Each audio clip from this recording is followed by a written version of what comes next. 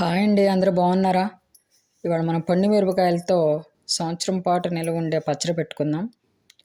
మనం పండు మిరపకాయలు కేజీకి లెక్క చెప్తాను. కేజీ మిరపకాయలు తెచ్చుకొని తొడాలు తీయకుండా మనం కడుక్కోవాలి. శుభ్రంగా కడుక్కొని క్లాత్ మీద ఆరబెట్టుకున్న తర్వాత చేసుకోవాలి ప్రాసెస్. ఎందుకంటే ఆ నీరు లోపలికి వెళ్ళిపోద్ది తొడాలు తీసిన తర్వాత మనం కడుక్కుంటే. తర్వాత ఒక శుభ్రం చేసుకున్న కాయల్ని మనం కేజీకి చెప్తాను. కేజీ పండు మిరపకాయలకి పావు కేజీ చింతపండు, ఒక 200 గ్రాముల ఉప్పు, కొంచెం పసుపు మనం వేసుకొని మిక్సీ పట్టుకొని సంవత్సరం పాటు స్టోర్ చేసుకోవచ్చు. రోట్లో దంచితే బాగుంటుంది. ఇక మిక్సీ అయితే ఇవ్వండి ఇలా ఉంటుంది. ఇది ఒక ఘాటు మిరపకాయలకే లెక్క. కొన్ని మిరపకాయలు తీయగా ఉంటాయి.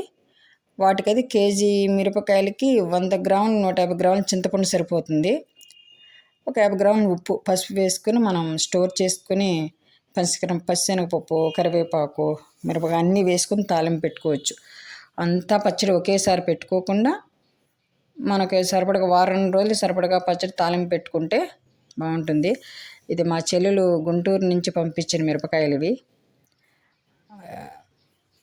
ఎప్పుడైనా తీసుకొస్తుంది. గుంటూరు మిరప వేరేగా ఉంటుంది, మా వేపు మిరప కొంచెం తీయగా ఉంటాయి అన్నమాట.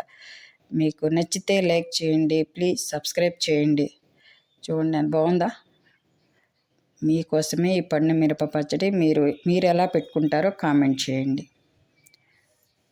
గుంటూరు మిరప.